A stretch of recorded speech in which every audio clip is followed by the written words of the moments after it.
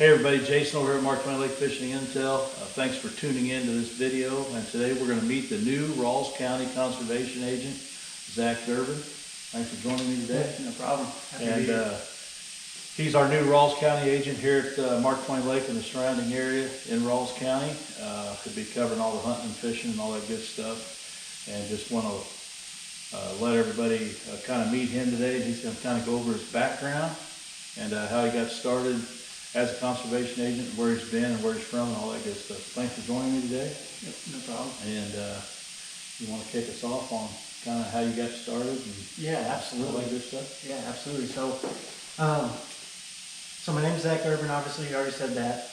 And to be honest, like being an agent has always been the goal for me from like the time that I was probably 5 years old. That's all I've ever talked about. That's all I've ever wanted to do.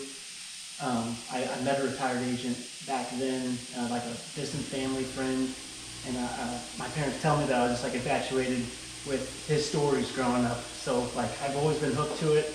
I guess, you know, it's a really cliche thing to say, but like it's kind of a calling. Like I just felt like it was always meant to do that. But anyway, besides that, I'm originally from Jefferson County. That's where I was born and raised, down in the Arnold area, if anyone's familiar with that part of the state. So a little south of here.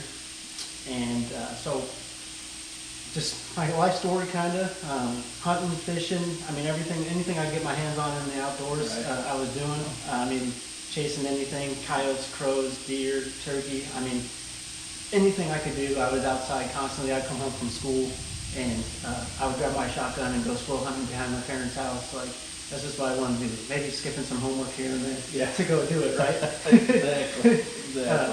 You know, so it runs deep. It's a passion, and so I knew, like I said, my whole life is what I wanted to do. I grew up wrestling, so if I wasn't hunting or fishing, I was in the wrestling room doing that.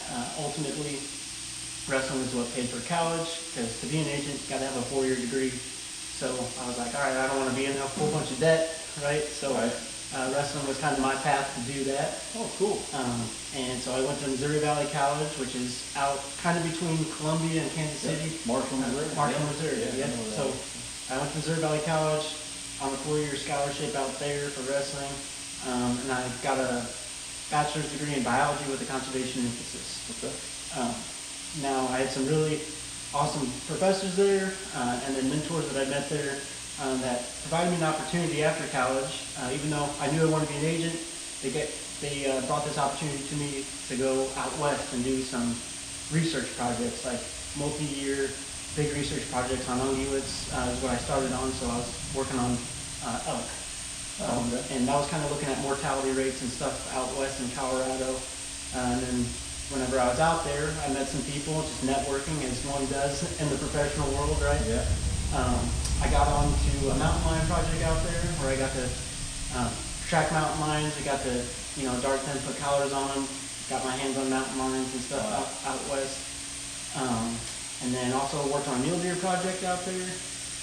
And then through someone out there as well, I got hooked up with a helicopter company for a while doing wildlife capture out of a helicopter. And believe it or not, my job title was a mugger. Right? Like I tell people that and they usually are like, a mugger, that's a weird job title. But what it was is like I was in the back of the helicopter, and then there was a gunner in the front, and then pilot obviously flying the ship.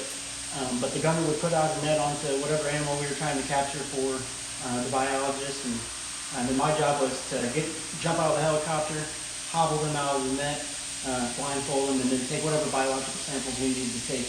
Right, whether it may be fur or put a collar on them, blood draw, fecal samples, just depending on what the biologist was looking for, right? But we were taking nose swabs on a lot of them, so that was really fun. But during all that time out west, I was also applying to be a conservation agent because not everyone is successful on the first try to be an agent. I wasn't. It took me 2 times, which afforded me the opportunity to be out west. But also, I knew in the back of my head, I knew where I wanted to be. I wanted to be here. As a conservation agent.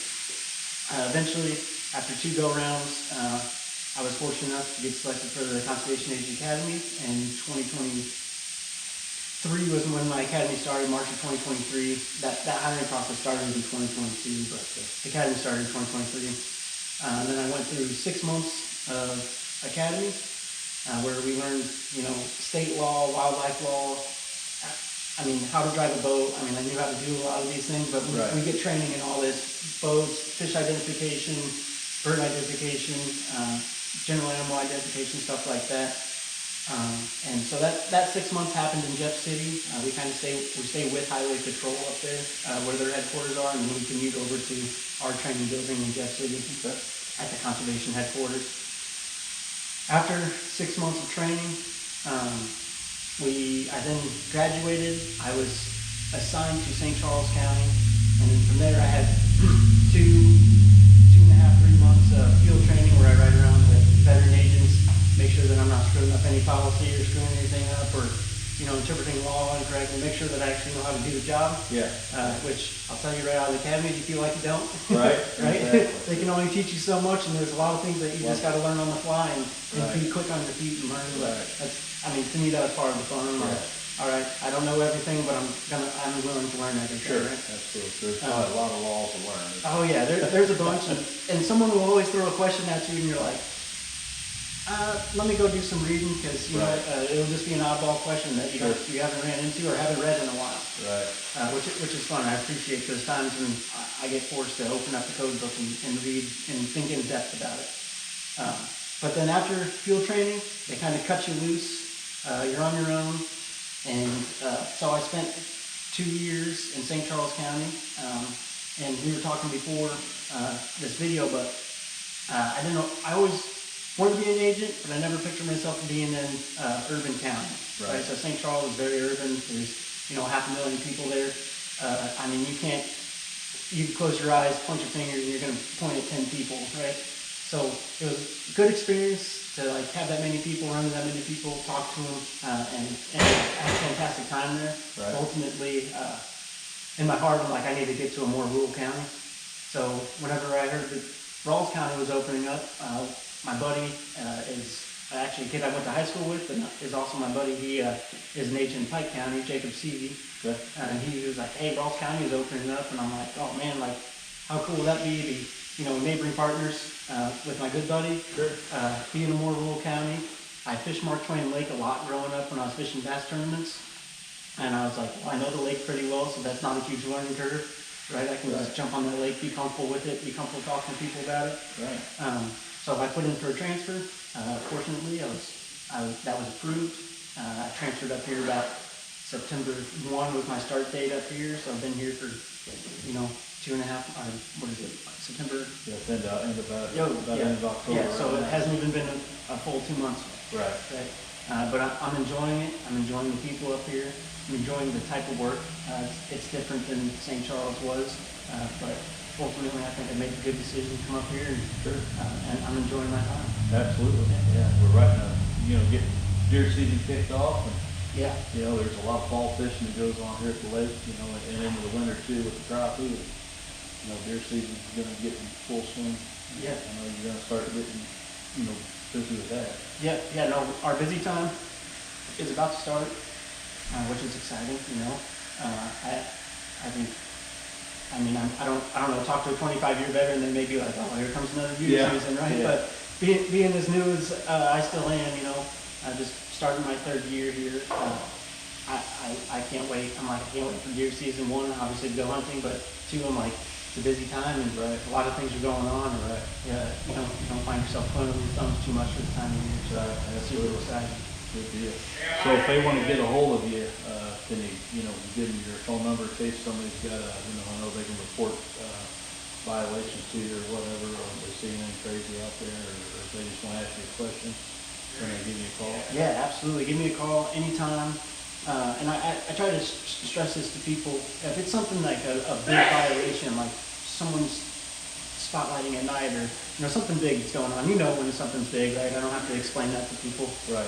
But if it's big, call my phone number, and I'll give you my phone number here in a second, but call it whenever. Like if someone's spotlighting at 2 a.m., I want to know then, not at 9 a.m. the next morning, because then I'm like, there's not a whole lot I can do with that, right? Right. My phone number is 573-248-9383, and it's open. I always have it on me. 24/7. So if you have any questions, concerns, whatever it may be, you want a friend to talk to, Yeah. call me and we can chat, whatever it may be. You know, these guys are just out doing their jobs, and it's up to us as hunters and fishermen not to violate the law. And they're just out doing their job, and you know, real nice guys and gals. And you know, Jessica's a very good person. Yeah, she's awesome. And I can tell you are too. We're glad to have you here at the lake and all that good stuff. So. Yeah, I appreciate it. Yeah. Well, hey, I want to thank everybody for tuning into this video here at Mark Twain Lake Fishing Intel, and I want to thank Zach for joining me today. Really appreciate it. No problem. Happy to be here. Great information. I want to thank 154 Marine for letting us come in here and film this video. If you're looking for some good lake information, become a member of Mark Twain Lake Fishing Intel. There's a lot of good information on the website, and hope everybody has a great and safe deer hunting season. Catch all them fall crappie. They're going to start picking up here in a little bit. The bass are going to still bite probably till maybe December or so. So get out, enjoy the lake, and thanks for tuning in to Mark Twain Lake Fishing Intel, and we'll see everybody on the next one.